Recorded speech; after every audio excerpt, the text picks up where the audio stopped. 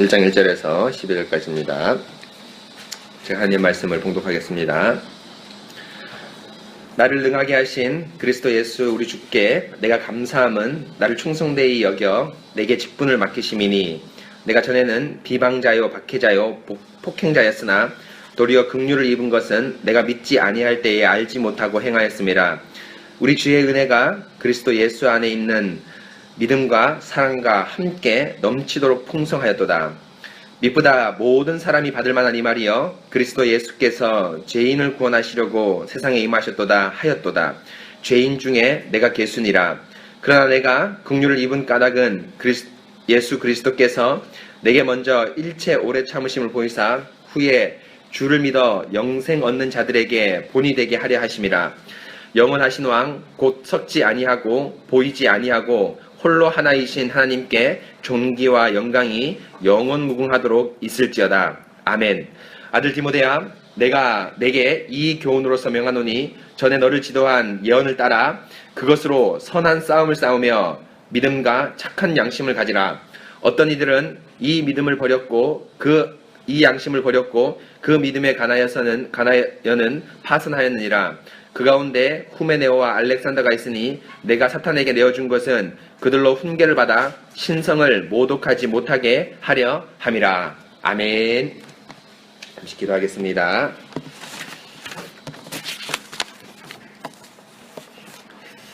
삼위일체 하나님 감사합니다. 연약하고 부족한 저희들을 그리스도 예수의 십자가의 공로로 불러주시고 그 십자가의 공로만을 의지하여서 저희들을 나올 수 있게 하신 것 감사합니다. 하나님, 이 그리스도의 피가 저희의 그 억만 죄악들을 사하여 준다는 사실을 제가 매번 하나님께 정말 신선함으로 감사함으로 아뢰 수 있는 것은 우리의 일상을 돌아볼 때 우리의 죄가 참으로 깊고 또 얼마나 우리를 비참하게 만드는지를 깨닫기 때문입니다. 그리스도 예수의 십자가의 공로가 아니었다면 어떻게 이런 죄인들을 하나님의 아들로 삼아주시겠습니까? 주님, 오늘 이 예배 자리가 그리스도의 십자가의 그 보혈의 공로가 밝히 드러나는 자리가 될 수 있도록 도와주시옵소서. 특별히 하나님, 오늘은 바울 선생의 자신의 과거의 회상을 하면서 디모데에게 직분자로서 가야 할 길을 보여주십니다. 하나님, 전에는 핍박자고 폭행자고 모독자였는데 그리스도 예수의 십자가의 보혈의 공로로 말미암아 바울 선생께서 회심하게 되고 또 직분을 맡게 되었는데 이 놀라운 일들이 오늘 디모데에게 그대로 전해집니다. 하나님, 이런 말씀, 이 복음의 원초적인 우리의 죄를 구원하는 이 원초적인 말씀들을 우리 마음 가운데 오늘 설교를 통해서 깊이 새길 수 있도록 도와주시고 우리의 죄를 깊이 자각하고 하나님께 더욱 간절히 나가는 저희 언약교회 성도들 될 수 있도록 도와주시옵소서. 특별히 예배 시간 하나님께서 잡아주셔서 저희들 마음을 다른 것에 집중하지 않도록 우리의 마음을 하나님 말씀에 집중하도록 우리 말씀을 잘 잡아주시고 또 말씀을 전파하는 저에게도 주 성령께서 함께하여 주셔서 제 10년간 모든 것들을 통해서 온전히 하나님 말씀을 선포할 수 있도록 도와주시옵소서. 주님, 예배의 모든 시간 주님께 맡겨오며 거룩하신 우리 주 예수 그리스도 이름으로 기도합니다. 아멘. 네, 오늘 설교 제목은 바울을 통해 보여주신 디모데의 길이라는 그 메시지로 하나님 말씀을 전하겠습니다. 1페이지 같이 보겠습니다.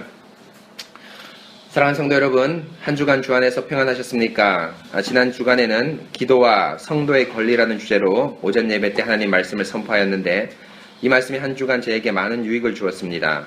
말씀이 저의 마음 가운데 되새겨지고 또 동시에 기도하게 되었습니다. 이는 성도님들도 동일하리라고 생각합니다. 말씀을 묵상하면서 우리와 또 교회의 권리를 위해서 기도하며 또 사탄의 유혹과 우리의 은밀한 죄를 이기게 달라고 기도합시다. 기도와 말씀으로 성령의 인도를 받는 경건한 한 주간이었는데 성도 여러분, 기도로 여러분의 권리를 오래 참지 않고 속히 들어주시는 하나님만을 의지하시기 바랍니다. 여러분, 한 주간 어떻게 지내셨는지 모르겠지만 저는 지난편 두 편의 설교를 많이 묵상하고 또 이렇게 생각하는 계기가 됐습니다. 차를 통해서 듣기도 했지만 이 차를 통해서 듣는 것도 있었지만은 제가 제 권리 자체를 망각하고 있는 것이 무엇인가를 좀 깊이 생각하게 됐거든요. 그러니까 여러분, 그 우스갯소리인데 사회복지에서 그 사회복지를 전공한 사람들이 얘기하는데 사회복지의 제일 원칙이 뭔지 아십니까? 우리 지원이가 사회복지과네요. 뭐냐면은 찾아오지 않는 사람의 복지를 하지 않습니다. 무슨 말인지 아시겠죠? 복지를 찾아가는 것이 아니라 그 기간에 뭐예요? 찾아와서 신청을 하는 사람들에게 복지의 수혜가 혜택입니다. 이 사회복지학의 가장 큰 원칙입니다. 왜냐하면 복지는 단순하게 돈을 돕는 것이 아니라 뭐기 때문이죠? 재활과 갱신까지도 같이 포함하고 있지 않습니까? 그러니까 찾아올 의지가 없는 사람에게는 원칙적으로 어느 복지기관이나 국가에서 복지를 하지 않는 것이 원칙입니다. 그래서 항상 복지사가 찾아갈 수도 있지만 거의 대부분 신청을 해서 그렇죠, 돈을 받는 이런 시스템이지 않습니까? 우리나라도 마찬가지인데 뭐 이건 좀 비유가 될지 모르겠지만 우리가 자각하지 못하는 권리가 무엇인가 한번 깊이 생각했습니다. 제가 목사로서 혹은 성도로서 또 아빠로서 또 한 사회인으로서 하나님께 마땅히 구해야 될 기도가 무엇인가를 자각하지도 못한 것이 무엇인가를 깊이 생각하고 또 하나님께 참 위로가 주시기를 하나님께서 오래 참지 않으신다고 얘기했죠. 그렇죠? 하나님께서 우리 교회와 또 제가 가진 여러 가지 권리를 오래 참지 않으신다고 얘기했는데 기도를 참 간절히 또 낭망하지 말고 해야 되겠구나라고 한 주간 좀 생각하게 됐고 또 그 영적 치열한 전쟁 가운데 하나님 앞에서 열심히 신실하게 말씀을 의지해서 싸워야 되겠다라는 생각을 많이 하게 됐는데 성도 여러분들 몇몇 만나봤는데 그런 성도 여러분들이 있는 것 같아서 있어서 참 마음이 감사하고 위로를 받았습니다. 그러면서 여러분 오늘 이 디모데전서 말씀은 어떻게 보면 오늘 말씀뿐 아니라 디모데전서 전체가 우리의 권리에 대한 말씀이라고 할 수 있겠죠. 그렇죠? 왜냐하면 신자의 아주 중요한 권리는 사실은 뭐죠? 핵심이 교회이기 때문이 아닙니까? 그렇죠? 우리가 교회의 모습을 바르게 볼 수 있을 때 우리가 권리를 위해서 기도할 수 있습니다. 목사님이 다른 설교를 해도 여러분들이 목사님이 어떤 설교를 해야 될지 모른다면 뭡니까? 여러분들이 목사님 설교를 해서 기도하지 못하겠죠. 그렇죠? 직분자가 바르게 치리하지 않는데도 여러분들이 직분자의 치리가 무엇인지 모른다면 그 직분자를 위해서 기도하지 못하겠죠. 그렇죠? 그래서 디모데전서를 잘 배우는 것은 기도할 제목을 얻는 아주 중요한 말씀입니다. 계속 공부하겠습니다. 오늘 디모데전서 말씀을 계속 선포하겠습니다. 그런데 오늘 디모데전서 말씀은 지난 시간 성도의 권리와 아주 밀접하게 연관이 있습니다. 왜냐하면 교회는 성도의 권리 그 자체이기 때문입니다. 예를 들면 헌법의 성도의 권리를 보면 잘 알 수 있는데 헌법의 성도의 권리를 성찬 참여권, 공동의회의 회원권, 교인으로서의 모든 청구권, 영적 보호를 받을 권리, 개체교회에서 법규에 의한 선거권과 피선거권이라고 명기하고 있습니다. 그 성도가 교회에서 세례를 받아서 정회원이 되거나 또 임명을 해와서 정회원이 되면 헌법에서 명기한 권리가 생기게 되어 양의 우리인 교회 안에서 직분자의 보호를 받게 됩니다. 그 성도의 권리는 바른 교회와 밀접한 연관이 있습니다. 바로 교회와 예배와 말씀, 직분이 바르게 서 있게 될 때 성도의 권리는 보장받을 수 있습니다. 바로 이것은 지난주에 선포한 예수님이 명령한 권리를 위한 우리의 기도이자 하나님께서 오래 참지 않으시고 속히 들어주는 약속이 있는 말씀입니다. 그 신자는 교회라는 가장 큰 권리를 위해서 기도해야 됩니다. 이렇게 교회는 성도라는 권리라는 측면에서 봐도 아주 중요한데 바로 오늘 디모데전서 12절에서 20절 말씀을 통해서 이 권리, 특별히 직분자가 가지는 그 권리가 무엇인지를 잘 살펴보도록 하겠습니다. 우리는 지난 주일에 디모데전서를 바라보는 중요한 관점을 배웠습니다. 디모데전서는 개인 디모데에게 보낸 편지가 아니라 목사 디모데에게 보낸 편지입니다. 따라서 우리는 디모데전서 외에 목회 서신을 1차적으로 우리 개인에게 적용시키지 말고 바로 직분자에게 적용해야 된다는 것을 배웠습니다. 이것은 동시에 우리에게도 밀접한 말씀인데요. 바로 직분자를 통해서 세워지는 바른 교회를 알 수 있고 기도할 수 있기 때문입니다. 직분자의 인격과 사역에 의해서 교회가 어떻게 세워지는 것을 알고 또한 동시에 성경적인 직분자와 교회를 알고 또 기도할 수 있기 때문입니다. 그래서 지난 시간 내용을 조금 더 정리하겠습니다. 정리하면 교회를 세우는 가장 중요한 기초가 말씀입니다. 디모데전서에서 바울은 교회를 집으로 비유하는데 당시 로마 시대의 집은 여러 구성원이 있는 작은 사회라고 말씀할 수 있습니다. 작은 사회인 가정에서 가장의 바른 가르침이 가정을 바르게 세워나가는 데 가장 중요하듯이 교회에서는 곧 디모데전서에서는 자주 교훈으로 등장합니다. 교훈이 가장 중요한 가르침이고 또 기준입니다. 바른 교훈은 교회를 세워가는 유일한 방편입니다. 곧 1장 11절에 말씀한 대로 사도에게 맡기셨고 또 하나님의 영광인 그리스도를 풍성히 드러내는 바른 교훈만이 교회를 세울 수 있는 유일한 동인입니다. 바로 바울은 이런 교훈으로 교회를 바르게 세울 것을 디모데에게 명하였습니다. 여러분 지난 시간에 이제 두 단락은 지난 시간에 정리한 건데요. 이 목회 서신을 읽을 때 여러분 1차적으로 우리에게 적용시키지 말고 직분자인 우리 교회는 아직 없지만 목사와 장로님들에게 이 말씀을 적용시켜야 되겠죠. 그러면서 우리가 알 수 있는 유익이 바로 뭐라고 했죠? 바로 뭐죠? 바른 목사상을 알 수 있고 또 뭐죠? 그 바른 목사에 세워지는 뭐예요? 바른 교회상을 알 수 있습니다. 곧 우리의 아주 중요한 기도 제목, 권리를 알 수 있습니다. 그러면서 이제 지난 시간 말씀을 조금 더 정리를 했는데요. 바로 뭐냐면 지난 시간에 바울 선생님께서 이 하나님의 교회를 뭐로 비유하고 있습니까? 집으로 비유합니다. 그래서 여러분 이 디모데 전서나 사실은 이제 빌레몬서 같은 데 보면 잘 나오는데요. 전체적으로 이것이 교회에 썼다는 뉘앙스도 있지만 또 한편으로는 마치 뭡니까? 대가족한테 썼다는 뉘앙스도 흠씬 풍깁니다. 그렇죠? 왜냐하면 제가 얘기했다시피 그 교회를 시작한 대부분이 사실은 뭐기 때문입니까? 집이기 때문입니다. 물론 에베소서는 지금 디모데가 사역하는 지금 이 편지를 받을 당시에는 에베소였는데 에베소는 조금 다릅니다. 에베소는 아주 큰 당시에 제일 큰 교회였거든요. 이 신약시대 때, 이 바울시대 이때 제일 큰 교회였는데, 물론 이 에베소 교회는 집에서 안 했을 가능성이 아주 큽니다. 그럼에도 불구하고 그 구성원들 대부분은 뭡니까? 심지어는 몇 가정, 그렇죠? 만 가정이 아니라 몇 가정이 그 구성원을 이룰 수도 있습니다. 교회가 조금 오래 다닌 교회를 여러분 다녀보면 아시겠지만은 그 집안이 그 교회에 엄청나게 큰 인원적으로나 여러 가지 차지하는 경우가 여러분 종종 있지 않습니까? 그렇죠? 제가 예전에 섬기던 대구에 있는 교회에서는 그 교회가 오래됐기 때문에 보니까 저도 몰랐는데 자꾸 훑어가니까 한 30명 정도가 한 가족인 거예요. 그렇죠? 본가가 15명 되고 또 이게 또 사돈이 맺어진 거예요. 그러니까 한 30명 정도가 한 가정인 거예요. 그래서 제가 항상 말 조심해야 되겠다 생각하는 것이 어떤 분을 아주 좀 성도 좀 이래요, 예배를 좀 잘못 드렸어요 이랬는데 사실은 어떻게 되는 거예요? 가족일 가능성이 있죠. 그렇죠. 그런 경우도 있었습니다, 사실은. 근데 그런 경우가 있었는데, 여하튼, 에베소서도 그런 가족 구성원들이 교회를 구성하고 있었을 가능성이 아주 크고, 뭐 다른 편지는 물론 말할 것도 없죠. 그래서 이 집의 가장 중요한 것은 가장의 바른 가르침인데, 교회에서도 역시 제일 중요한 것은 뭡니까? 목사의 설교를 통해서 세워지는 교회, 곧 목사가 가장 중요하고, 바울 선생님께서 첫 번째 이 디모데에게 권면한 내용이 바로 뭡니까? 바로 디모데야, 이 말씀으로 하나님의 집인 교회를 세워라 라는 것을 이 디모데에게 지난 시간에 아주 중요한 권면을 했습니다. 그러면서 이제 12절부터 디모데에게 이제 두 번째 권면을 하는 것이 나오는데요. 계속 보겠습니다. 그리고 이어서 바울은 계속해서 오늘 12절 말씀에서 목사 디모데에게 말씀을 선포하고 있습니다. 먼저 바울은 예수님께 감사한다고 말씀하고 있습니다.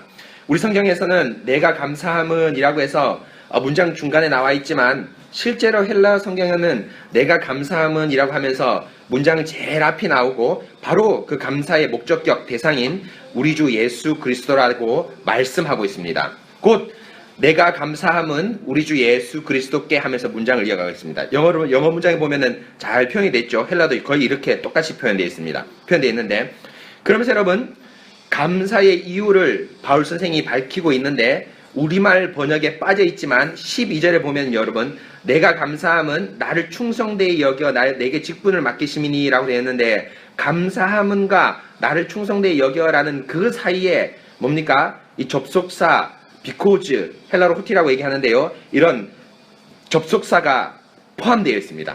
내가 나를 강하게 하신 우리 주 예수 그리스도께 감사한다. 왜냐하면 그렇죠? 나를 충성되이 여기셨고 그리고 나에게 뭐예요? 직분을 맡기셨기 때문에 감사한다라고 하면서 감사의 대상인 예수 그리스도고 그리고 또 그 예수 그리스도가 자기에게 한 어떤 특정한 일, 그렇죠? 뭡니까? 나를 충성되이 여기셨고 내게 직분을 맡기신 이것 때문에 내가 감사한다라고 바울 선생님께서 말씀하고 있습니다.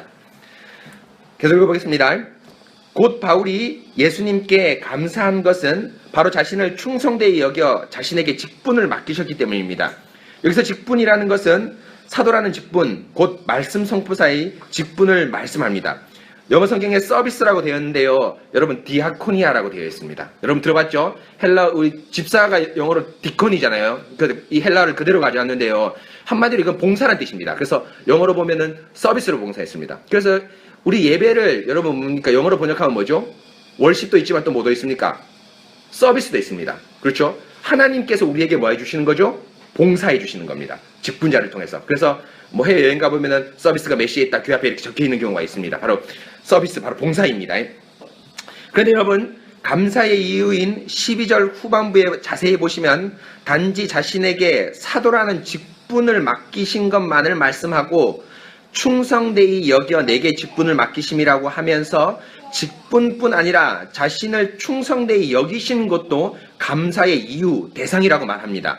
이것을 자세히 풀어보면은 여러분, 충성되이 여긴 것과 직분은 뭡니까? 동시동작입니다. 다른 것이 아닙니다. 여러분 문장 있죠? 그래서 영어 성경에 잘 나와있지만 헬라어도 분사로 표현되는데 putting into 뭡니까? me into service. 나를 뭡니까? 직분을 뭐 던지셨다, 맡기셨는데 뭡니까? consider 뭡니까? 동시동작입니다. 맞지? 여기신 것과 나를 직분을 맡기신 것과 동시동작입니다. 그래서 충성되이 여긴 것과 직분을 맡기신 것은 뭐예요? 뗄 수가 없습니다. 한마디로 여러분 쉽게 말하면 충성되이 여긴 이것은 뭐의 필수 조건이라는 겁니까? 직분을 섬기기 위한 필수 조건이라는 것입니다. 그렇죠? 이렇게 잘 나와 있습니다. 문장 구조 자체가. 곧 하나님께서 바울을 충성되이 여긴 것과 동시에 직분을 맡기셨습니다. 충성과 직분은 뗄 수 없는 밀접한 연관관계에 있습니다. 그래서 우리말 번역도 여겨라고 충성과 직분이 밀접하게 연관되어 있음을 잘 표현하고 있습니다. 우리말 성경에, 우리말은 여러분 한글 구조 자체 분사가 없습니다. 그렇죠? 분사라는 문법 구조가 없기 때문에 동사 동시하면은 뭐 민지가 밥을 먹으면서 TV를 본다. 그래서 동시동작이죠. 그래서 이 면서 여겨라는 것이 어떻게 보면 우리말의 분사 구문인데요. 바로 우리말 성경도 충성되이 여겨 나를 직분을 맡기셨다라는 것도 잘 표현되어 있습니다. 곧 충성은 직분을 직분되게 만드는 중요한 요소임을 알 수 있습니다. 그럼 여러분, 충성은 과연 무엇일까요? 헬라어로 보면 충성은 믿음직하다, 신실하다라는 뜻입니다. 곧 하나님께서 바울에게 사도의 직분을 주실 때 바울을 충성스럽게 신실하게 여겨주셨다는 것입니다. 충성이 바울의 직분을 잇게 했습니다. 그런데 여기서 충성스럽게 여겨준다는 것은 바울이 충성스럽지 않은데 하나님이 충성스럽게 여겨줬다는 것을 말하는 것이 아니라 하나님의 은혜의 우선성을 말합니다. 곧 하나님의 은혜를 받은 바울도 실제로 충성스럽습니다. 그러나 그 충성이 바울에게서 나온 것이 아니라 하나님에게서 나온 것을 말합니다. 여러분 잘 이해하셔야 됩니다.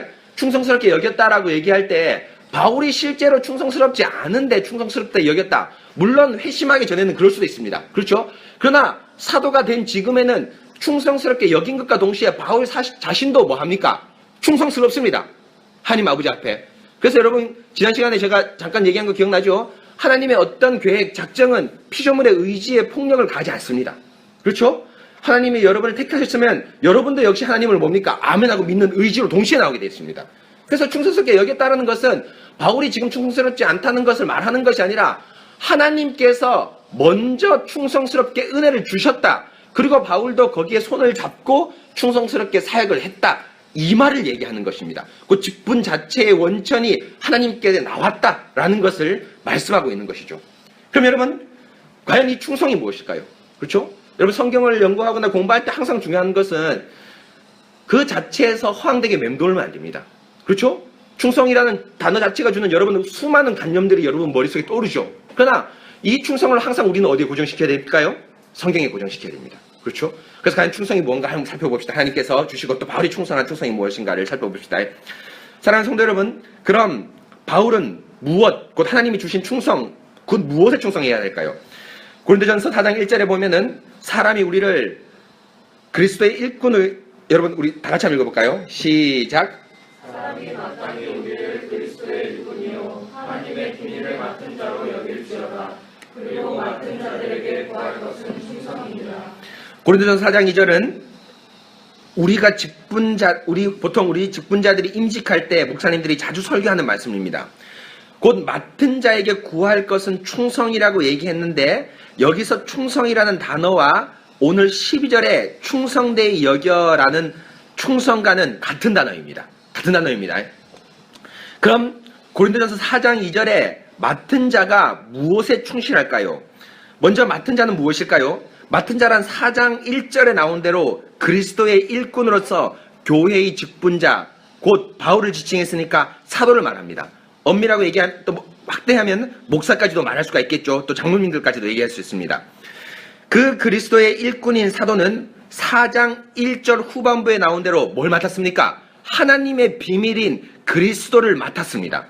여기서 그리스도의 비밀이라는 것은 이상한 신비한 것을 말하는 것이 아니라 바로 사도들에게 위임된 그리스도의 말씀을 의미합니다.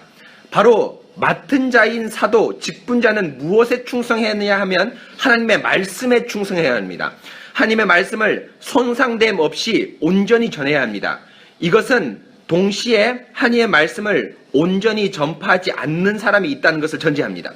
지난주 설계에 살펴본 대로 신화와 족보로 성경 외의 지식과 사변을 끊임없이 추구하는 율법의 선생들, 교회의 요구에 따라서 말씀을 변개시키는 것, 근본적으로 우리 안의 죄 때문에 하나님의 말씀에 충성하지 못하는 것을 따라서 말씀을 변개시키는 사람이 있습니다.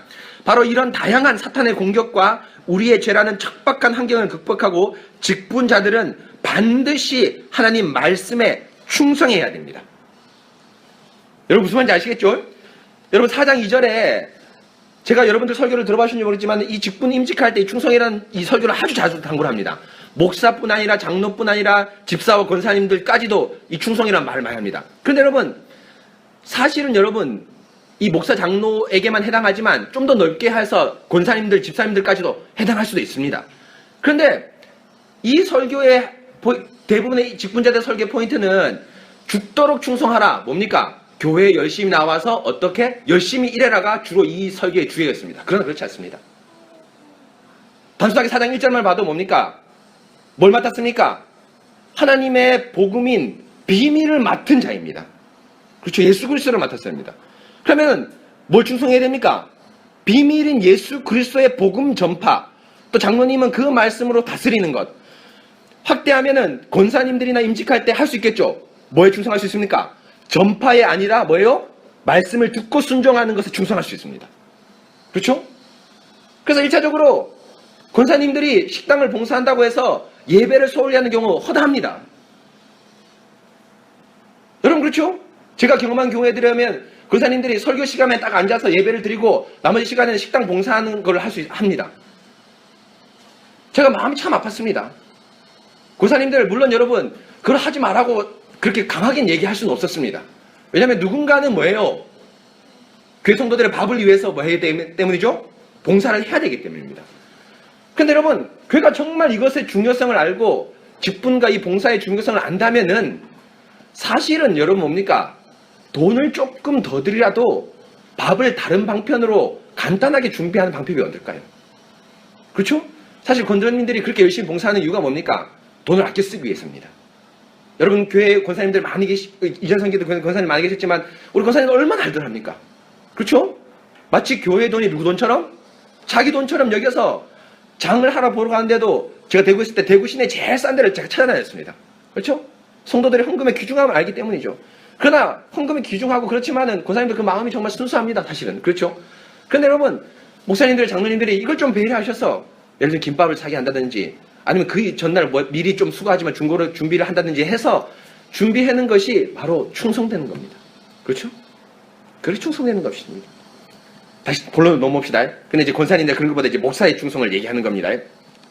바로 디모데전서 1장 12절에 나를 충성되게 여겼다는 것은 하나님께서 말씀에 충성할 은혜를 주셨다는 것이고 바울 역시도 뭐에 충성하는 것에 감사한다고 얘기합니까? 말씀에 충성한다는 것에 감사한다고 말하는 것입니다. 그래서 충성과 직분은 12절의 동시동작으로 밀접하게 연관되어 말씀합니다.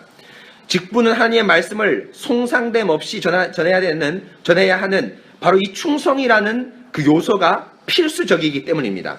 그래서 여러분 실상 12절은 11절과도 연관이 되어 있거든요. 지난해 살펴본 대로 이 교훈은 내게 맡기신 바 복되신 하나님의 영광을 따름이라 라고 되어 있는데 이 11절에 이 교훈은 내게 맡기신 바라고 얘기하는데 여기서 맡기신 바도 어원적으로 12절과 똑같은 어원인 신실하다, 믿음직하다라는 단어와 동일합니다. 그 하나님은 당신의 말씀인 교훈을 아무에게나 맡기지 않고 충성이라는 은혜를 주시고 그 은혜를 따라 충성하는 직분자에게 맡기셨고 직분자는 충성스럽게 하나님의 말씀을 손상됨 없이 선포해야 됩니다. 바로 바울이 12절에 감사한 것은 자신에게 충성이라는 은혜와 이 은혜로 말미암아 행하는 직분 주심을 감사하고 있습니다. 그래서 여러분 11절에 이 교훈은 내게 맡기신 바 할 때 이 맡기신 바 이런 거 피스티오라고 얘기하는데 이 단어 자체가 거의 대부분에서는 충성, 신실함으로 쓰이는데 여기 보면은 endure, 위탁이라는 말로도 헬라어에서 한 20-30% 쓰입니다. 100% 한 20-30% 쓰입니다. 근데 어원으로 보면 똑같아요. 페이스풀, 신실하다, 믿음하다 요 어원을 가지고 있습니다. 무슨 말입니까? 하나님께서 복음을 아무에게나 위탁하는 것이 아니라 누구에게 위탁하는 거죠? 신실하게 하나님께서도 위탁하고 그 위탁을 받는 사람도 역시 어떤 사람이어야 된다는 겁니까? 신실해야 된다는 것을 얘기하는 겁니다. 그렇죠? 그래서 바울이 참 감사한 것은 다른 것이 아니라 이렇게 핍박자인 자신이었는데 이 자신에게 뭡니까? 하나님께서 뭐예요? 충성되이 여기시는 말씀을 충성스럽게 여기는 그 은혜를 주시고 자신 역시도 그 말씀을 충성되게 바르게 전하면서 동시에 그것이 뭐죠? 직분, 사도라는 직분을 맡기셨다라는 것을 얘기합니다. 여러분 이 얘기 왜 할까요? 바로 뒤에 살펴보겠지만 디모데가 어떠해야 된다고 얘기하겠죠? 바로 이렇게 돼야 된다고 얘기하기 위해서입니다. 그렇죠? 그래서 여러분 봅시다. 그리스도의 강력함 충성의 원천인데요. 4페이지 봅시다. 이렇게 바울은 자신을 충성되이 여겨 사도로 삼아 주신 하나님께 깊은 감사를 올리고 있습니다. 그런데 성도 여러분, 우리가 한 가지 더 생각해 볼 것이 있습니다. 위에서 말씀드린 대로 하나님께서 바울을 충성되이 여겨주셨다고 말씀드렸는데 이것은 바울 자신에 대한 말씀의 충성을 의미하기도 하지만 더 근본적으로 은혜의 우선성이라고 말씀드렸습니다. 곧 하나님께서 바울을 충성스럽게 세워주셨기 때문에 바울은 사도라는 직분을 충실하게 감당할 수 있습니다. 그러면 성도 여러분, 하나님의 은혜의 우선성인 충성스럽게 여겨주시는 것, 곧 어떻게 하나님은 극악한 죄인 13절에 나오는 비방자, 박해자, 폭행자인 바울을 충성스럽게 세울 수 있었을까요? 여러분 무슨 말인지 아시겠죠? 하나님이 충성스럽게 세워주셨다고 얘기했는데 오늘 말씀에 보면은 13절에 비방자, 핍박자, 폭행자로 나오는데 사도행전과 기타 바울 서신을 잘 아는 여러분들은 바울은 도저히 하나님의 이 은혜를 입지 못할 아주 여러분 폭력배였죠. 그렇죠? 그런데 충성되이 여긴다라는 것이 과연 하나님께서 어떻게 충성스럽게 여기셨을까? 이 폭력자 바울을 그렇죠? 하나님의 교회를 잔멸하고 헬라 보면은 잔멸하고 갈세하라고 했는데 디스트로이 파괴입니다. 그렇죠? 다메섹에 있는 그 유대 공동체를 파괴하려고 바울이 파송받아서 예루살렘 파송받아서 가는 중에 예수님을 만났는데 여하튼 교회 파괴가 자기의 주 업무였습니다. 그런데 이 파괴를 업무로 삼은 이 바울을 하나님께서 어떻게 예수 그리스도께서 어떻게 충성스럽게 여기셨을까요? 이걸 살펴보는 겁니다. 그것은 바로 12절 초반부에 바울을 충성스럽게 세울 수 있는 근본적인 이유가 나오는데 바로 예수님의 능하심입니다. 여러분 수식어를 잘 이해해야 되는데요. 나를 능하게 하신 그리스도 예수 우리 주라고 얘기했는데 바울이 뭡니까? 하나님 감사합니다. 우리 주 예수 그리스도께 그리고 왜냐하면 나를 직분자로 세워줬다라고 얘기하지 않고 뭡니까?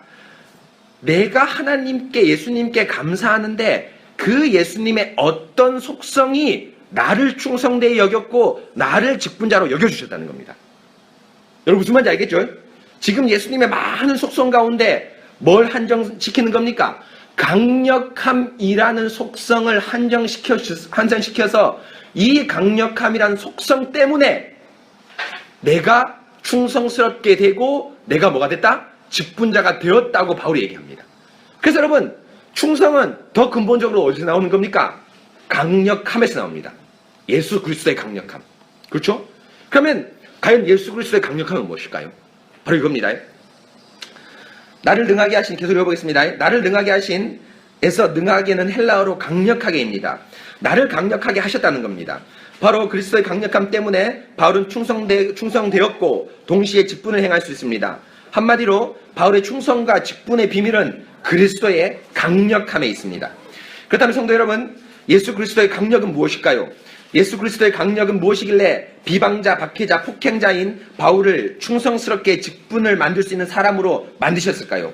그 답이 13절, 14절에 나옵니다. 먼저 바울의 이 폭행자, 비방자, 박해자가 무엇인지를 살펴봅시다. 먼저 바울은 자신의 과거를 해석하면서 자신을 비방자, 박해자, 폭행자라고 말합니다. 비방자는 원어로 직역하면 모독자입니다. 하나님을 모독하는 겁니다. 주로 말로써 예수님의 신성을 모독하면서 기독교인을 핍박하는 겁니다. 무슨 말인지 알겠죠? 예수님은 단지 한 인간에 불과하다. 그렇죠? 유대인이 주로 얘기한 거죠. 예수님은 하나님의 아들이 아니다. 신성을 모독하는 겁니다. 바울이 아주 이런 것에 열심히 있었습니다. 폭행자는 그다음에 박해자는 말을 넘어서, 그런 말의 싸움을 넘어서 실제적으로 실천으로 핍박을 하는 걸 의미하고, 폭행자는 하나님을 대항하여 싸우는 자라는 의미로 박해를 극악무도하게 잔인하게 시행하는, 핍박하는 것을 말씀합니다. 곧 한마디로 바울은 말과 행동에서 도무지 자비를 찾아볼 수 없는 기독교인들에게 치명자인 박해자였습니다. 그런데 성도 여러분, 바울의 기독교인을 향한 박해를 우리가 잘 생각해 봐야 됩니다. 우리가 얼핏 생각하기에 사도행전 7장에 스데반의 순교에서 앞장선 것이나 8장 3절에 공회로부터 기독교인을 죽일 수 있는 권한을 받은 일 등의 이런 것들 여러 가지를 생각할 때 폭력적인 박해자로 생각할 수 있습니다. 실제로 실천해서. 그러나 성도 여러분, 바울은 그런 실천적인 폭력과 협박에만 관심이 있는 박해자가 아니었습니다. 곧 무식한 박해자가 아니었습니다.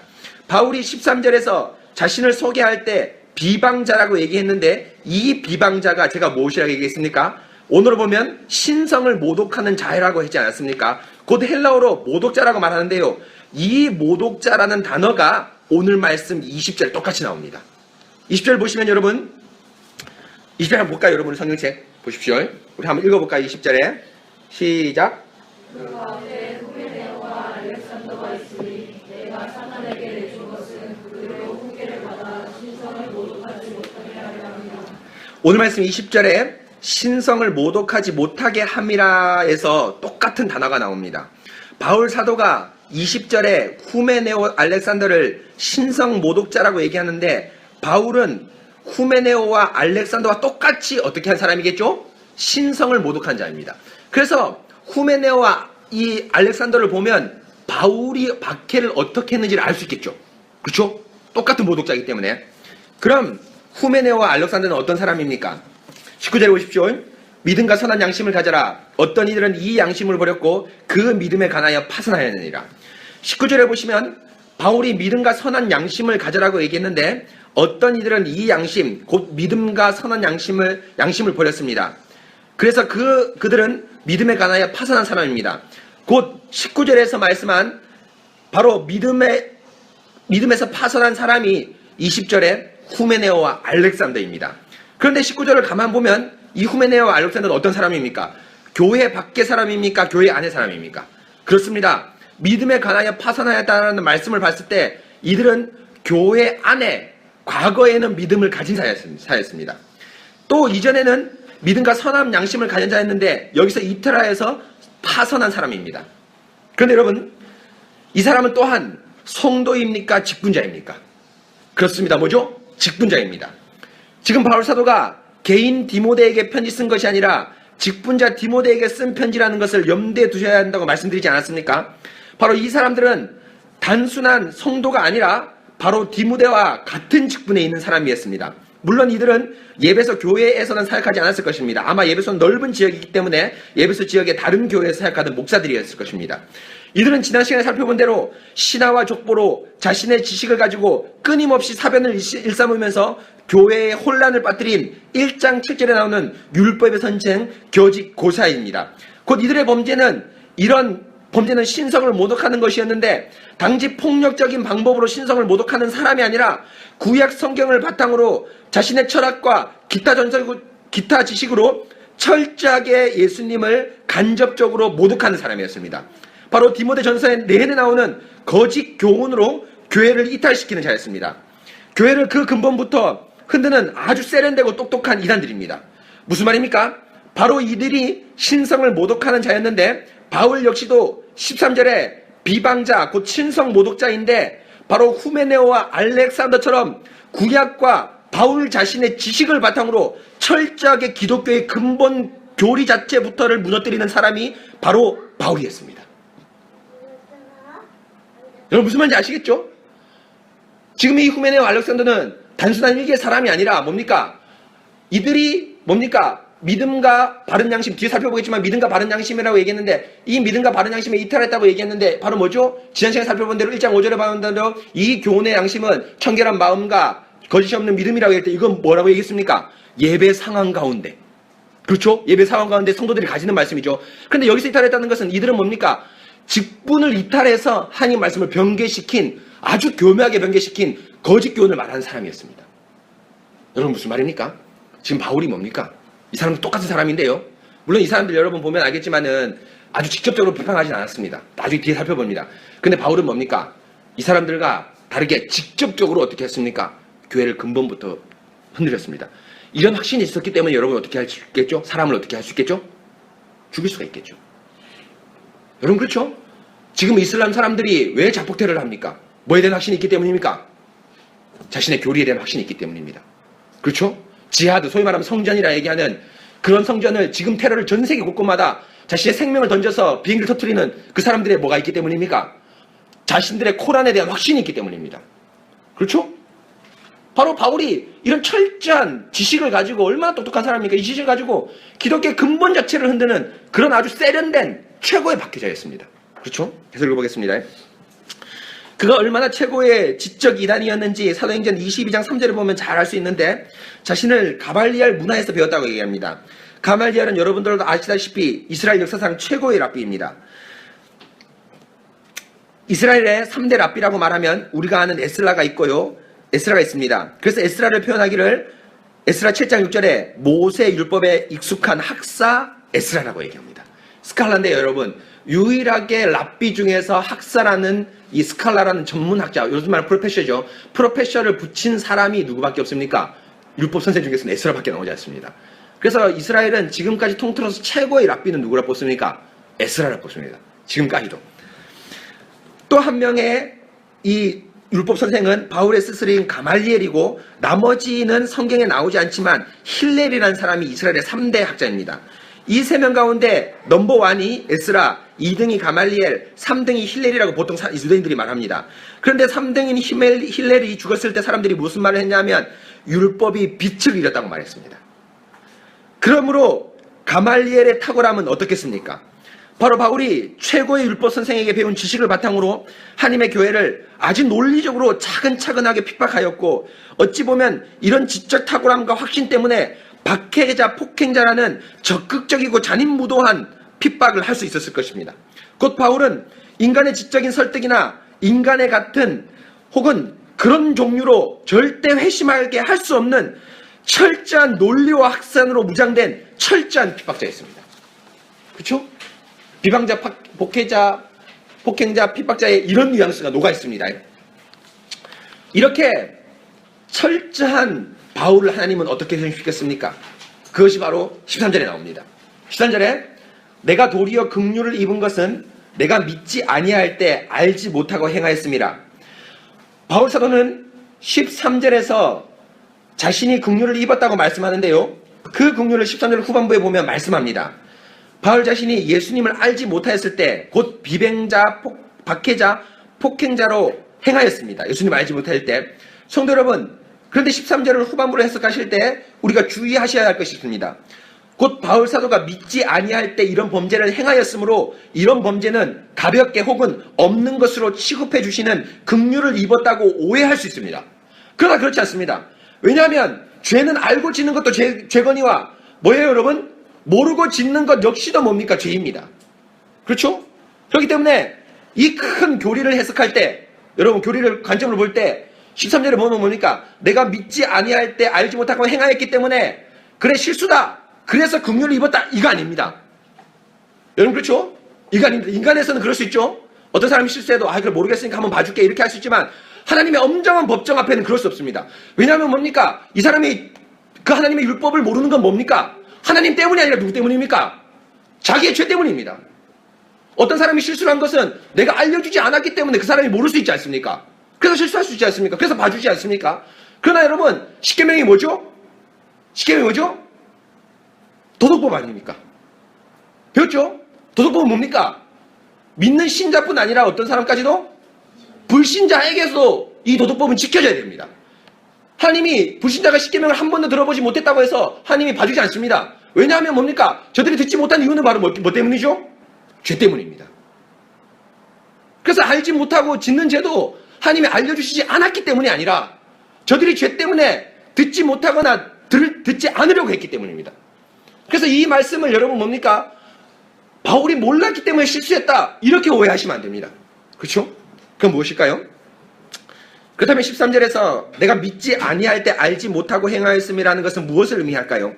그것은 바로 바울 자신이 결코 어떠한 회개의 기미도 보이지 않을 때 자신 안에 도무지 하나님을 찾는 노력이 하나도 없을 그때를 말합니다. 바로 전적으로 자신에게 공로가 전혀 없는 그때에 본질상 죄인인 자신에게 하나님의 은혜가 임했다는 걸 말합니다.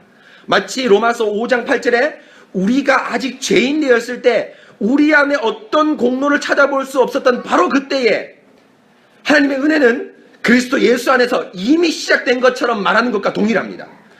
바로 바울은 지금 자신이 그토록 하나님을 알지 못하고 자신의 지적인 지식과 유대에 대한 맹신으로 가득 차 박해를 일삼는 그때에도 이미 하나님께서는 긍휼을 베푸셨다고 말합니다.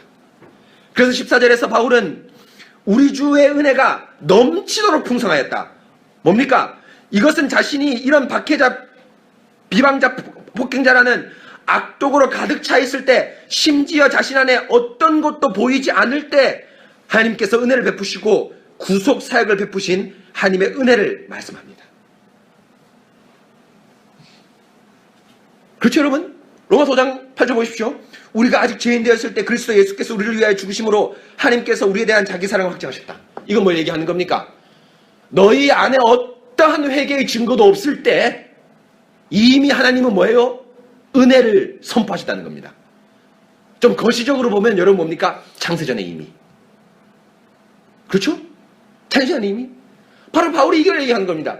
내가 그때 알지 못하고 행하였다는 것은 자기의 죄를 변명하기 위한 것이 아니라 내가 이렇게 하나님의 은혜를 도저히 강구하지 않았을 그때에도 하나님의 은혜가 이미 자신에게 뭐예요? 선포됐다는 겁니다. 성도 여러분, 바로 이것이 뭘까요? 강력함입니다. 바로 이것이 강력함입니다. 지금 예수 그리스도가 자신에게 강력함으로 임재했다고 얘기했는데 바울이 여러분 뭡니까? 지금 개인적인 회심을 얘기하는 것이 아니라 강력함의 예를 드는 겁니다. 그렇죠? 지금 제가 얘기한 대로 바울이 궁극적으로 말씀하고 싶은 건 뭐죠? 이런 강력함이 자신을 충성되게 만들고 자신을 직분자게 만들었으니까 디모데야, 너도 이 강력함을 따라서 충성되게 직분을 봉사하라, 요 얘기를 하고 싶은 겁니다. 그런데 이 강력함을 바울 선생님께서 뭐 하고 싶었던 겁니까? 구체적으로 예를 들어주고 싶었던 겁니다. 그런데 그 예가 바로 뭐죠? 자신이 죄인 되었을 때 자신을 회개시킨 하나님의 그 은혜의 강력함을 얘기합니다. 여러분 참 강력하죠? 얼마나 강력합니까? 여러분 이것은 바울뿐 아니라 우리에게도 역시 마찬가지입니다. 이 구원 역사는요. 그렇죠? 이 구원사정은 우리에게도 마찬가지입니다. 얼마나 강력합니까? 여러분들이 하나님을 부인하고 여러분들이 하나님을 싫다 얘기하고 심지어는 제가 우리 외숙모가 교회를 다닐 때 그 외숙모를 핍박할 때도 하나님의 은혜는 이미 저에게서 뭐입니까? 시작되었습니다. 그렇죠? 그 때를 따라서 하나님께서 신학으로 콜링하시고 목사로 세워주시고 뭡니까? 하나님의 강력한 은혜가 아니고는 이 도무지 설명이 되지 않습니다. 제 개인적인 얘기긴 하지만 여러분들도 마찬가지죠. 그렇죠? 이 강력함입니다. 그러면서 여러분 이제 15절에서 그 복음의 강력함의 본질을 한마디로 뽑습니다. 바로 믿부다 이 말이여 라고 시작하는 그 말입니다. 그 복음의 강력함. 그러면서 성도 여러분, 이런 놀라운 은혜를 생각할 때 바울은 성령이 터져 나올 수 않을 수 없습니다. 성령은 여러분 이제 오후 예배 때 자세히 살펴보겠습니다. 왜냐하면 주기도문을 성령으로 마치기 때문이죠. 성령은 오후 예배 때 자세히 말씀드리겠지만 핵심을 말하면 하나님의 은혜에 너무 감동되어서 의식하지 못하면서 터져 나오는 하나님을 향한 가장 높은 찬송 혹은 기도입니다. 바로 성령이 15절, 17절에 나오는데 성령이라는 한 구절이 나오는 것이 아니라 15절, 17절이 아예 한 단락, 여러분 뭡니까? 숨이 쌍간식이죠. 인크로즈죠. 그래서 인크루지오 어떤 그런 문학적 방법을 통해서 이 성령이라는 단락이 한 단락 나옵니다. 곧 자신을 회심시킨 하나님을 가만히 생각할 때 바울은 하나님께 성령을 올릴 수밖에 없습니다. 그런데 여러분, 그 성령이 바로 15절과 17절인데 15절 살펴보겠습니다. 15절 함께 읽어볼까요? 시작. 그가 모든 사람이 받을 만한 은혜여 그리스도 예수께서 죄인을 구원하시려고 세상에 임하셨다. 바울 사도가 지금 15절에서 자신을 회심시킨 강력한 하나님께 성령을 올립니다. 그런데 그 성령의 복음의 강력함의 핵심의 비밀을 고백합니다. 곧 강력함의 실체가 드러납니다. 그것은 바로 그리스도 예수께서 죄인을 구하시려고 세상에 임하셨다. 여러분, 너무 간단하고 무엇인가 특별한 것이 없고 매주 듣는 것인데 하면서 실망하고 식상하지 않나요? 그러나 여러분, 15절의 말씀의 강력함과 놀라운 은혜를 여러분들이 느끼지 못한다면 그것은 바로 여러분들이 이 강력함이 없기 때문이 아니라 죄인인 것을 깊이 자각하지 못하기 때문입니다. 왜냐하면 하나님의 복음은 자신이 하나님의 복음을 모독하고 핍박하고 박해한다는 철저한 죄인이라는 것을 인식하고 인정할 때 자신이 도무지 그리스도가 아니고서는 구원받을 수 없다, 자신이 가진 그 어떤 가능성과 자랑거리를 철저하게 포기할 때, 자신의 죄인과 무능력을 철저히 인정할 때만 성령이 터져나옵니다. 그 15절은 간단하지만 온 인류의 복음인, 유일한 복음인 그리스도 예수께서 죄인을 구원하시려고 세상에 임하셨다라는 그 감격적인 고백의 핵심이 있습니다. 그래서 그 지식이 많던 바울이 이 간단한 말씀, 지성인의 입장에서 보면 너무나 간단해서 오히려 지겨울 정도의 이 말씀에 바울 선생님은 감격을 하고 있습니다. 그 감격이 15절 초반부에도 아주 명확히 나오는데요, 밑보다 모든 사람들이 받을 만한 이 말이라고 하면서 시작합니다. 그런데 설상 이것을 좀 더 직역하면 생생하게 번역할 수 있는데요, 믿음직스럽다 그 말씀이요, 모든 사람은 반드시 받을 만한 가치가 있다라고 말합니다. 무슨 말입니까? 우리말 성경과 영어 성경에는 밑보다 이 말이여라고 되어 있는데 헬라어로 보면은 호로고스라고 되어 있습니다. 그 말씀이라고 되어 있습니다. 말이 아닙니다, 여러분. 여러분이 알겠죠? 제가 말씀이라 쓴 이유가 알겠죠? 밑보다 이 말이, 우리말도 그렇고 영어 성경에도 이 말이여 되어 있는데 saying, word 이런 그 말이 자체가 아니라 그 말씀입니다. 바로 뒤에 있는 것은 성경 진리이기 때문입니다. 바로 15절에서 그리스도 예수께서 죄인을 구원하시려고 세상에 임하셨다라는 말씀은 단순한 말이 아닌 바로 하나님의 말씀을 따른 고백입니다. 또 그걸뿐 아니라 모든 사람들이 받을 만한 가치가 있다는 아주 가치 있는 말씀인데, 모든 사람들이 받으면 좋겠다가 아니라 반드시 죄인인 사람은 받아라는 뉘앙스입니다. 바로 그리스도의 구원을 바라는 모든 사람들은 반드시 받아야 합니다. 곧 바울은 지금 15절의 복음의 핵심을 단지 수식하는 말 자체로만으로도 감격의 넘침을 알 수 있습니다. 사랑하는 성도 여러분, 어떻습니까? 여러분은 그리스도 예수의 복음을 마음 깊은 곳에서 터져나오는 성령으로부터 찬송을 하고 있습니까? 아니면 식상한 재료입니까? 수십 년 동안 들었기 때문에 더 이상 즐거울 것이 없습니까? 여러분들이 우리 교회에서 지적인 즐거움 혹은 성경 해석의 신선함만 바란다면 여러분들은 이미 사탄의 유혹에 넘어가고 있습니다. 물론 우리의 신앙의 지적인 것, 성경 해석의 신선함, 개혁주의를 알아가는 지적인 유의가 있습니다. 그러나 그것이 우리를 죄에 대한 회개로 이끌지 못하거나 혹은 찬송의 재료가 되지 못한다면 그것은 철저히 하나님의 말씀을 부정하는 자유주의 대학 인문학부 신학과의 강의실에 앉아있는 것과 동일합니다.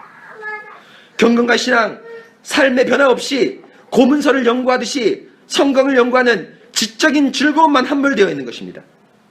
성도 여러분, 여러분들이 구원과 복음에 식상하지 않습니까? 만약에 식상하였다면 어서 빨리 여러분의 죄악된 실체의 모습을 말씀을 통해 살펴보십시오.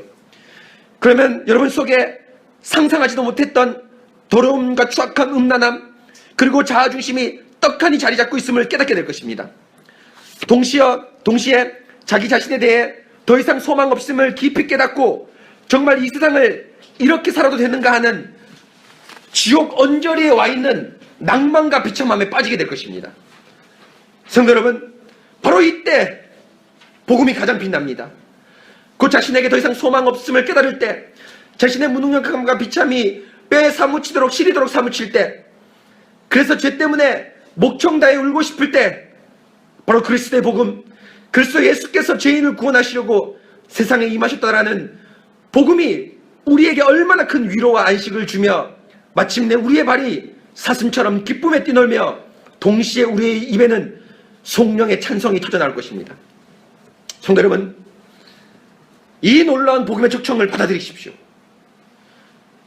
여러분들의 성령을 나오게 하는, 여러분의 발을 사슴처럼 뛰게 하는 이 놀라운 복음의 초청을 받아들이시고 여러분 회개하십시오. 성도 여러분, 이제 다시 문맥으로 돌아오겠습니다.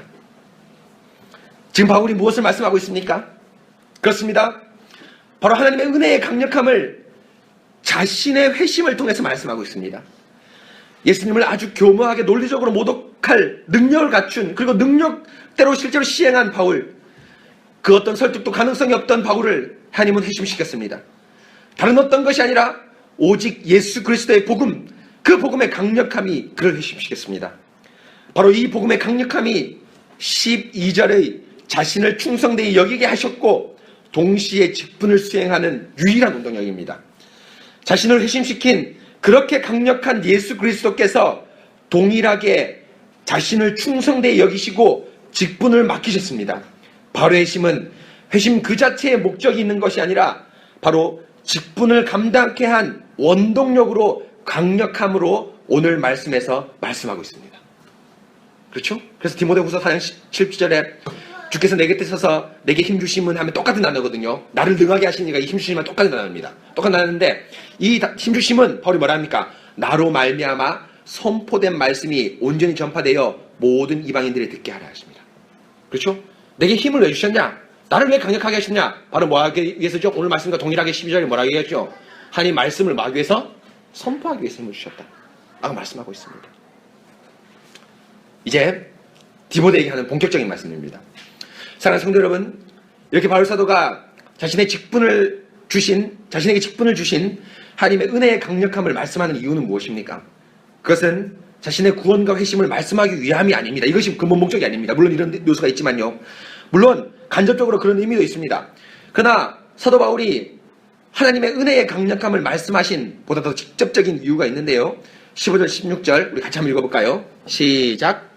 그가 모든 사람이 다들 말하니가 하여 그리스도 예수께서 죄인을 구원하시려고 세상에 임하셨다 하였다. 죄인 중에 내가 됐습니다.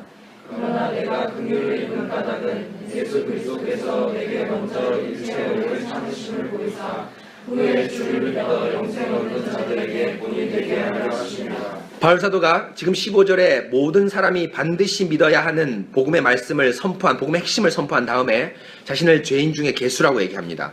여러분 여기서 괴수라는 것에 유의하셔야 합니다. 괴수라고 곧 죄인 중에 우두머리 최고 악독한 죄인이라고 이해할 수 있습니다.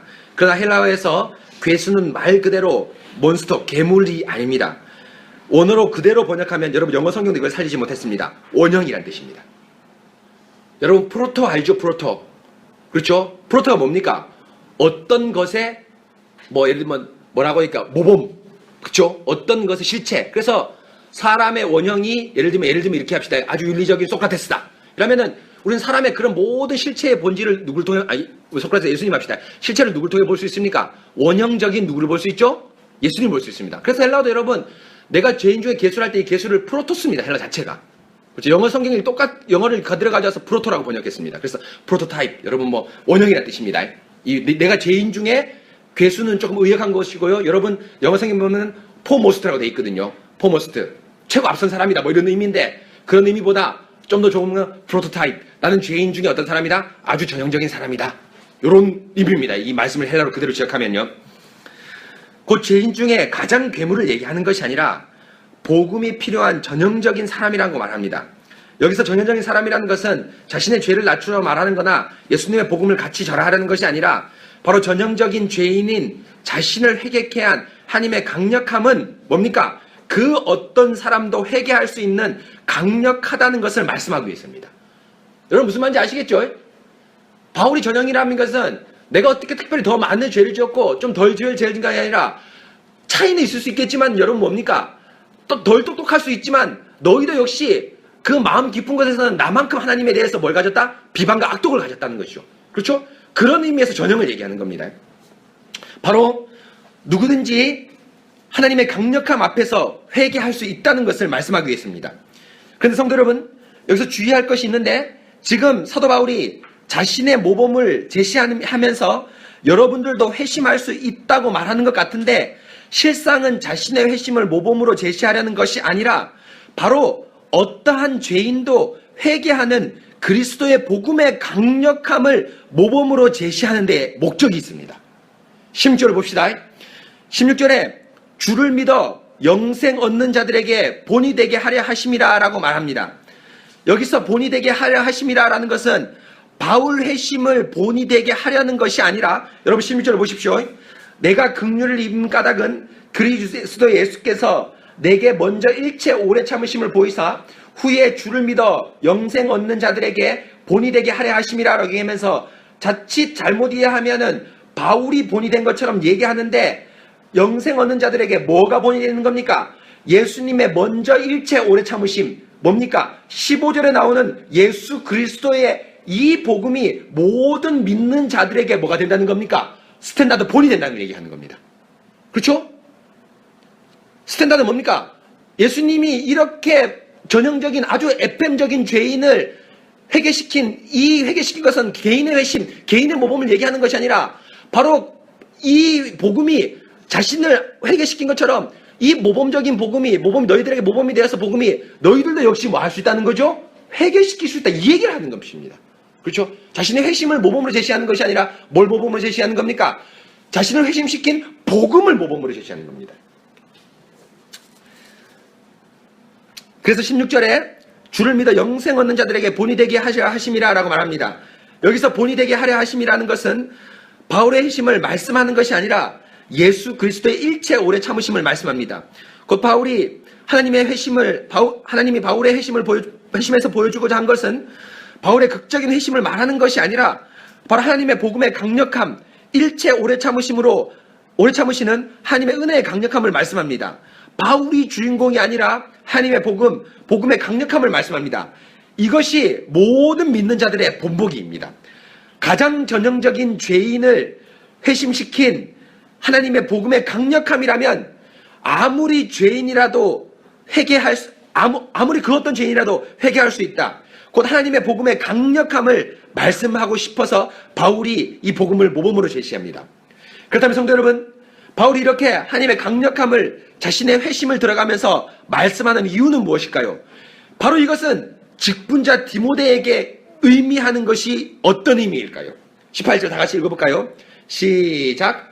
아들 디모데야, 내가 내게 이 교훈으로서 명하노니 전에 너를 지도한 예언에 따라 그것으로 선한 싸움을 싸우며 라고 말씀하는데, 바울이 12절부터 17절까지의 자신의 회심을 가능케 한 하나님의 복음의 강력함을 말씀하고, 이것은 단지 개인적인 간증을 하기 위함이 아니라 바로 18절에 나온 디모데에게 명령하기 위함입니다.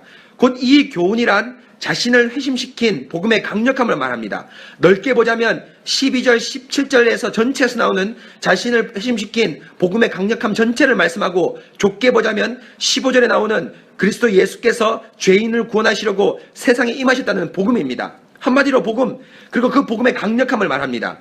동시에 이 교훈은 18절에 나오는 너를 전에 지도한 예언이기도 합니다. 여기서 예언이란 미래의 것을 알아맞추는 점괘를 말하는 것이 아니라 하나님의 말씀을 말합니다. 곧 교훈과 동일한 단어입니다. 바로 바울은 자신의 삶을 새롭게 하고 또 전에 너를 지도한 말씀, 곧 하나님의 강력함, 복음의 강력함을 가지고 디모데에게 명합니다. 바로 뭘 명합니까? 선한 싸움을 싸우라고 말합니다. 곧 이 교훈과 전에 너를 지도한 예언, 그것, 곧 하나님의 복음의 강력함을 가지고 너는 선한 싸움을 싸우라고 말합니다. 바로 이것을 얘기하기 위해서입니다. 그런데 성도 여러분, 그렇다면 여기서 디모데가 직면해야 되는 선한 싸움이 무엇일까요? 그것은 개인적인 싸움을 얘기하는 것이 아닙니다.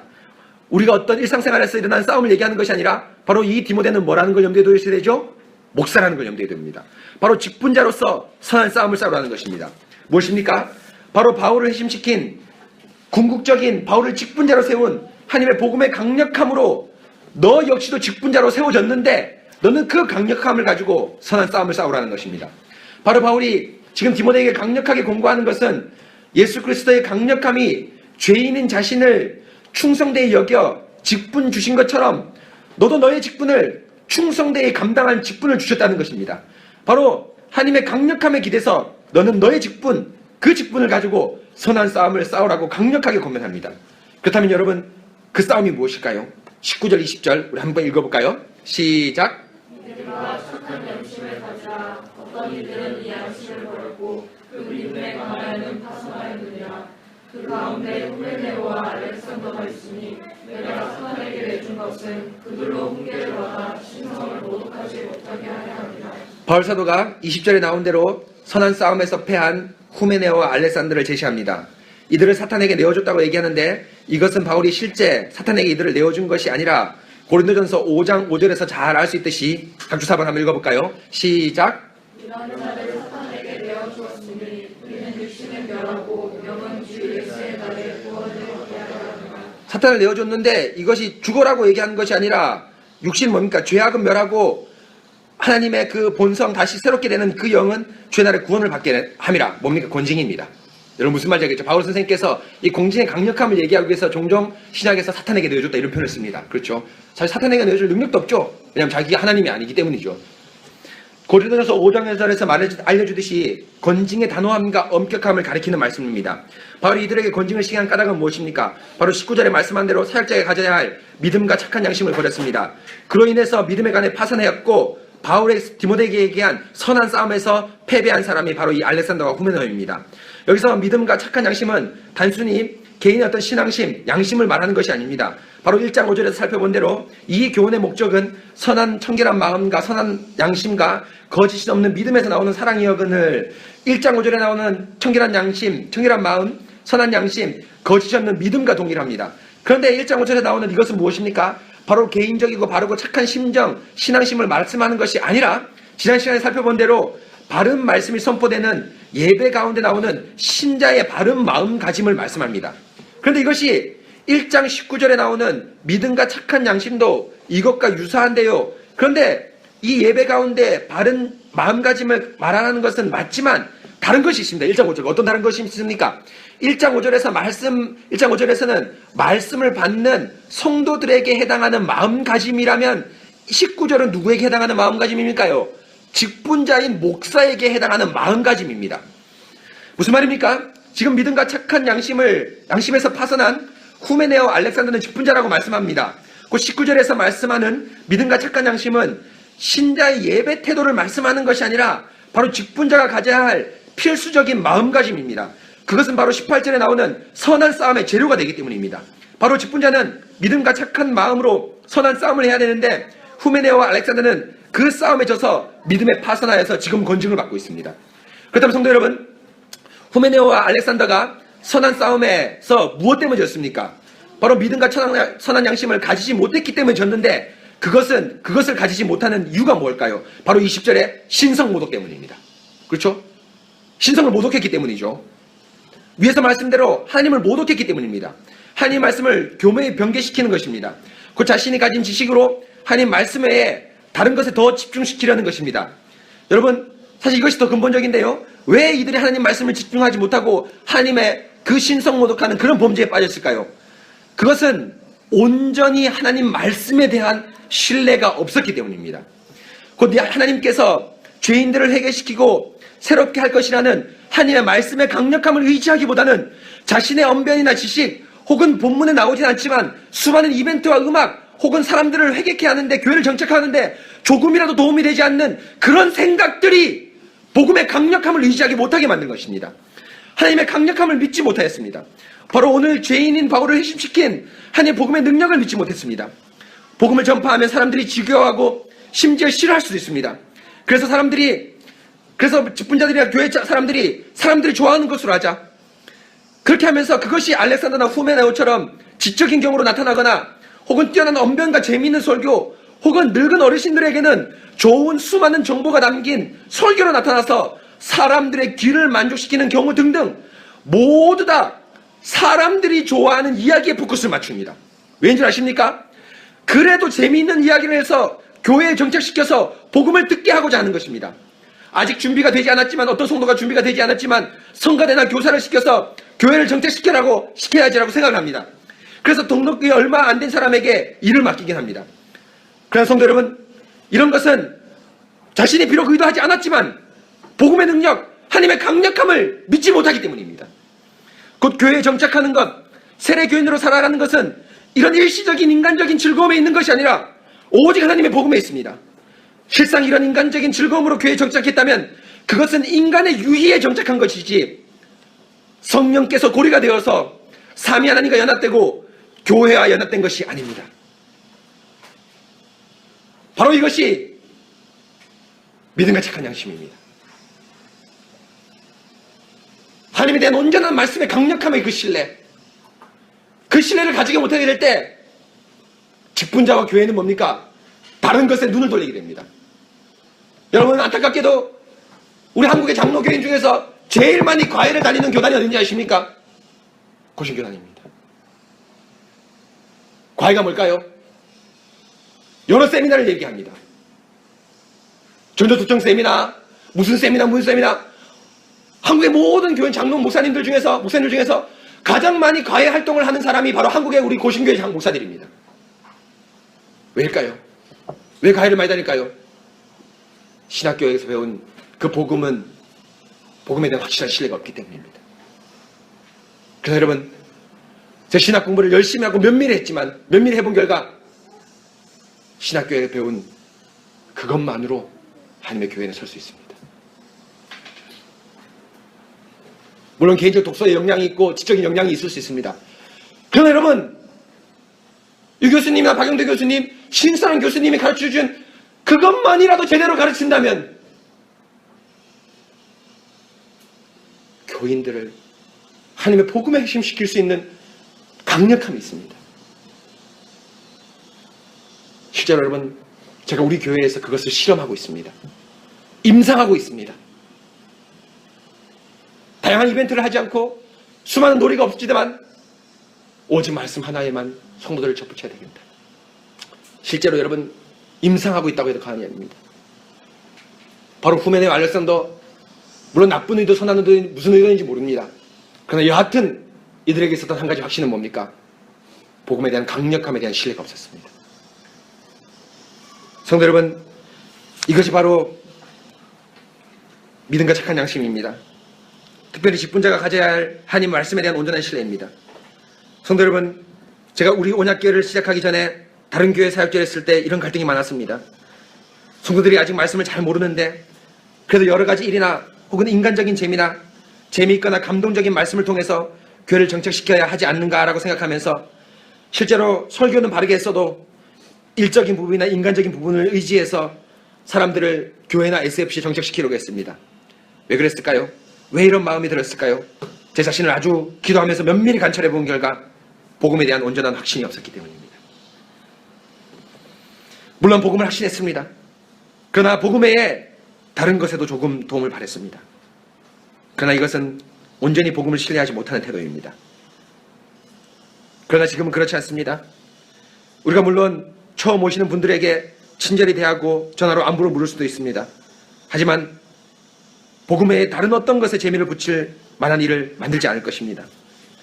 말씀을 듣고 기도하는 것이 우리 교회의 전부라는 것을 알려드릴 것입니다. 우리 교회가 몇 달 전 한 형제를 권징할 때 정회원들과 모임을 가진 적이 있었는데요. 그때 제가 여러분들에게 한 말이 기억나십니까? 만일 목사님이 오후 예배 나오지 않는 성도를 권징하는 것이 너무 과한 것이라고 말하고 반문하는 성도들이 있을 때 저는 우리 교회를 더 이상 하지 않겠습니다라고 여러분들에게 말했습니다. 왜입니까? 그건 교회가 아니기 때문입니다. 하나님 말씀을 온전히 신뢰하지 못하는 성도를 두둔하거나 혹은 제 스스로가 말씀을 온전히 신뢰하지 못하는 성도를 이해하려고 혹은 그 성도를 두둔하려 했다면 성도와 저는 성도와 직분자라는 자격이 없고 우리 교회에 말씀이 없는 것입니다. 바로 어떠한 경우라도 직분자인 저를 비롯해서 우리 모든 성도들은 하나님의 말씀만을 의지해야 됩니다. 직분자는 하나님의 말씀을 손상됨 없이 온전히 선포하며 목회하고 신방해야 하며 동시에 성도들도 다른 것이 아니라 말씀에 의지해서 교회 생활을 유지해야 됩니다. 왜냐하면 다른 어떤 프로그램이 없더라도 혹은 멋진 예배당이 없더라도 우리에겐 강력한 하나님의 말씀이 있기 때문입니다.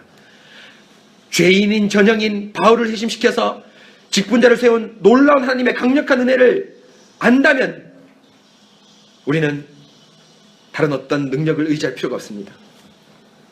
바로 바울은 이런 하나님의 복음의 강력함, 자신을 회심케 하고 또 자신을 직분자로 세우셔서 하나님의 말씀을 송상됨 없이 전할 때 다른 어떤 것에 의지하는 것보다 훨씬 더 놀라운 복음의 역사가 일어났다는 것을 자신이 깨달았습니다.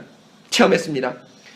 그래서 디모데에게 자신의 삶 전체, 특히 직분자 전체를 직분 전체를 하나님의 강력함에 의지한 것처럼 너 역시도 후메네오와 알렉산더처럼 하나님의 말씀을 온전히 신뢰하지 못하는 그런 직분자가 되지 말고 오직 말씀을 의지하는 죄인을 회개케 하는데 무엇 하나 부족함이 없는 강력한 하나님 말씀만을 의지하라고 말합니다. 사랑하는 성도 여러분, 이것이 바로 바울을 통해 보여주신 디모데가 가야 할 길입니다. 어떤 길입니까? 하나님의 말씀을, 하나님의 강력함을 의지해서 손상됨 없이 하나님의 말씀을 전하고 동시에 그 말씀으로 말미암아 교회를 세워가는 것, 이것이 바로 직분자 디모데가 해야 할 일이고 동시에 그로 인해서 세워지는 교회의 모습입니다. 여러분, 이것이 오늘 말씀이고 동시에 기도 제목입니다. 바로 강력한 복음에만 의지해서 교회를 세워나가는 것, 조금이라도 하나님의 말씀을 신뢰하지 못하는 것을 우리가 경계하면서 직분을 세우고 교회를 세우는 것입니다. 성도 여러분, 여러분 가운데 이런 강력한 직분자의 모습을 그리시고 기도하시기 바랍니다. 동시에 우리의 교회의 모습을 그리시고 기도합시다.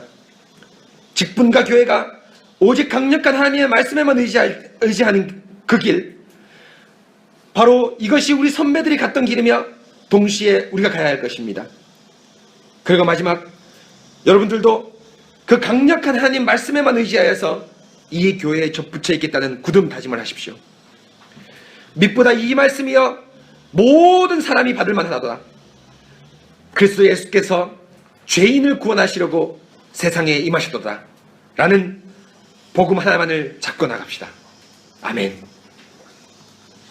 사랑하는 성도 여러분, 지난 시간에는 하나님의 집에 말씀이 중요했다면 지금은 무엇을 말합니까? 그 말씀을 선포하는 목사가 치열한 전쟁을 통해서 그 복음의 강력함만 의지해서 세상에 기웃대지 말고 복음을 손상됨 없이 전하라고 얘기했습니다. 여러분, 우리가 배웠죠? 마태복음 할 때 예수님이 칼을 어디 주러 왔습니까? 우리한테 주러 왔습니다. 세상과의 싸움은 2차적인 것입니다. 바로 뭡니까? 우리 마음, 특별히 이 말씀에 빗대자면 저의 마음 가운데 복음의 싸움이 이미 시작되었습니다. 여러분, 기도해 주십시오. 목사가 다른 어떤 것에 흔들리지 않도록 기도해 주십시오. 또한 여러분, 목사가 흔들리지 않는 가장 중요한 이유가 뭔지 아십니까? 여러분들이 하나님 말씀을 강력하게 의지할 때입니다. 비록 많은 성도들이 말씀을 듣지 않더라도 단 한 명의 성도가 이 말씀을 생명의 양식으로 여기고 이 말씀을 충성되이 살아간다면 목사는 그 전쟁에서 이미 승리한 거나 마찬가지입니다. 여러분, 이것이 목사의 성도와의 좋은 관계입니다. 여러분, 하나님 말씀 참 강력하죠. 여러분, 제가 이번 월간고신 CEO로 그 작정이라는 것을 했는데, 여러분, 작정이 놀라운 그것을 제가 글 쓰면서 하나 발견했는데요. 아까 좀 경비자매한테 작정에 대한 헌법책을 가져왔는데, 이 작정 헌법의 세 번째 보면은 뭐가 나온지 아십니까? 어린 유아들도 하나님이 작정하셨다고 말합니다. 그래서 작정하시 아니야. 어린 유아들 하나님이 콜링하셨다, 부르셨다고 세 번째 항목에 나옵니다. 그런데 여러분, 알미니언자들이 이걸 아주 얘기합니다. 너희가 선택과 비택을 해놨다면, 그렇죠? 선택과 비택을 해놨다면은 이 아이가 뭡니까? 태어나자마자 죽는 아이가 뭡니까? 어떻게 선택되는지 아는지 아냐? 믿음으로 얘기하지 않았으니까 이 태어난 아이는 뭐 하는 거다? 다 어떻게 할 거다? 지옥에 갈 거다. 알미니언주다 얘기합니다. 그래서 알미니언자들은 당시에 태어난 아기의 30%가 죽었습니다. 의료기술이 발전되지 않아서. 그래서 이 알미니언주의자들 우리한테 뭐라고 얘기하는지 아십니까? 칼빈주의 예정과 이 작정에 대한 소명에 대한 교리는, 작정에 대한 교리는 산모들에게 비수를 꽂는 이런 안 좋은 교리라고 얘기했습니다. 그러나 여러분, 그렇지 않습니다.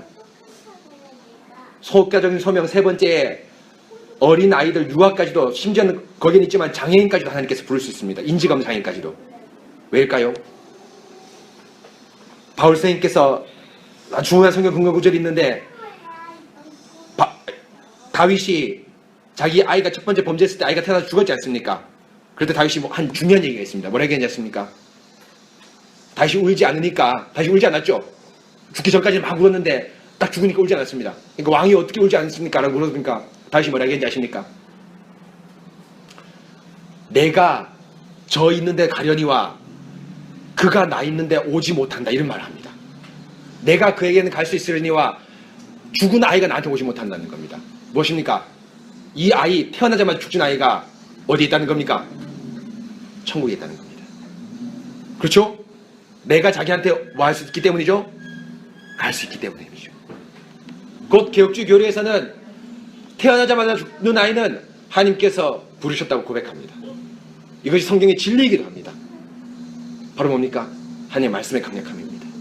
그렇죠? 장애인과 모든 먼 데 있는 사람을 얼마든지 부를 수 있는 복음의 강력함입니다. 여러분, 이 강력함만을 의지하시기 바랍니다. 특별히 여러분, 이번 주 기도 제목은 저를 위한 기도 제목입니다. 저 개인이 아니라 직분자인 저를 위한 기도 제목입니다. 흔들리지 말고 끊임없이 전진해 나가자. 바로 이 교회 성도가 이 상태로 정체되어 있더라도, 심지어는 떨어져 나가더라도 하나님 말씀만 믿고 나가자.